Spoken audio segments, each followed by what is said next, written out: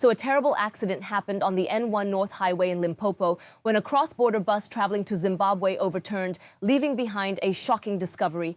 The bus, which was carrying several passengers heading home, was allegedly being used to smuggle large quantities of antiretroviral drugs and other prescription medicines.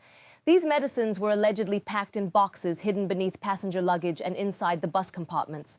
Emergency services rushed to the scene to assist the injured and remove the wrecked vehicle from the road. What started as a tragic road accident has now turned into a major criminal investigation as authorities try to uncover how government-issued medication ended up on that bus. Witnesses claimed that the bus had been seen making several suspicious stops before it overturned, raising even more questions about what was really happening on board. Now, it is alleged that the ARVs and prescription drugs found at the scene were stolen from South African public healthcare facilities. These are medicines that the government provides to South African citizens, especially those living with HIV, free of charge through hospitals and clinics.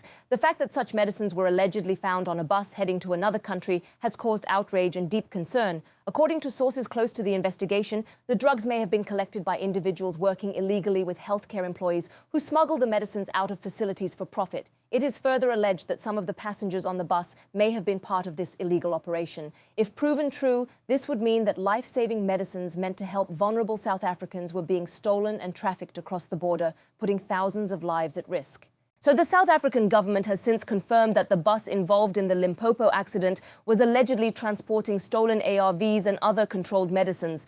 Officials stated that this discovery highlights a growing problem of medical theft and cross-border trafficking. Health ministerial spokespeople said the ARVs found in the wreck were clearly marked as property of the South African government, indicating they were never meant to be sold or exported. They further explained that investigations would be carried out to identify how such a large quantity of medicine was removed from public stock without detection. The government has also vowed to strengthen security measures at healthcare facilities and improve tracking systems for medical supplies. This includes monitoring distribution points more closely to prevent corruption and ensure that drugs reach their rightful patients. It expressed its disappointment and disquiet about the buckets of antiretroviral drugs and other prescription medications, condoms, I'm sure they can be fine, which were discovered among the wreckage of the bus with no documentation for medical cargo. A full-scale investigation has been launched, and law enforcement agencies are also treating this accident as a potential case of pharmaceutical smuggling. The theft of prescription medicine, in particular ARVs, also undermines the fight against an HIV-free region, because people who are using those medications, because they are not continuous, they are going to develop resistance, and thus creating a problem for the fight against ARV. And South Africa, as the largest, as a country facing the largest HIV pandemic, are going to be worst hit by that. So as South Africans, we need to stand strongly against those who steal our medication. Cabinet calls on all foreign nationals to be well-mannered guests in South Africa and reminds everyone that it took a lot of effort to stop the recent unsavory treatment meted out against foreign nationals at local clinics. Unfortunately, the proof that confirms brazen theft of medicines from the government clinics do not assist efforts to restore conditions for foreign nationals to access public health care in South Africa. So law enforcement agencies have launched a full-scale investigation into the matter, suspecting that a well-organized criminal network may be behind the alleged smuggling of medicines. Authorities are interviewing the driver, passengers and owners of the transport company to establish who was aware of the illegal cargo. Some reports suggest that similar buses may have been used in the past to move stolen drugs between South Africa and Zimbabwe. Police say they are also working with border control and international agencies to trace where the drugs were supposed to end up. The goal is to dismantle the entire network responsible for stealing and transporting ARVs and to hold all involved accountable. Officials have emphasized that this case is not just about smuggling, but about the theft of public resources that are meant to save lives. Now, the public reaction to the incident has been one of anger and disappointment.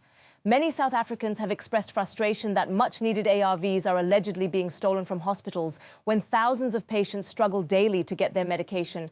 Health rights organizations have called on the government to take immediate action against anyone found guilty and to implement stricter penalties for those caught stealing or trafficking public medicine.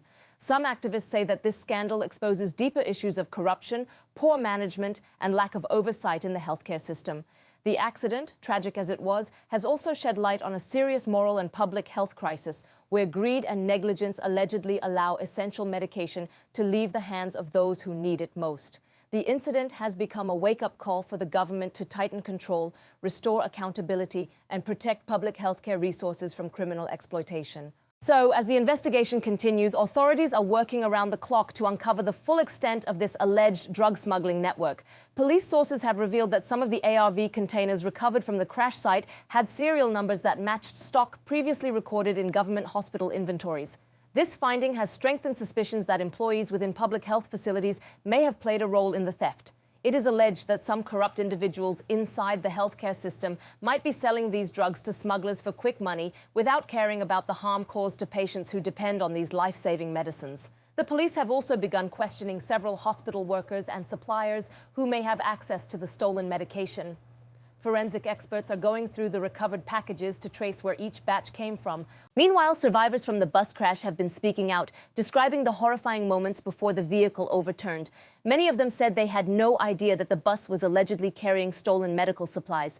Some passengers explained that they were only traveling home for the holidays and were shocked when police began removing boxes of medicine from the wreckage.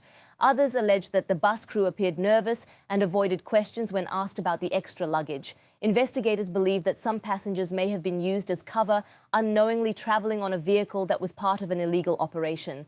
Several injured individuals remain hospitalized, while the driver and 2 crew members have reportedly been taken into police custody for further questioning.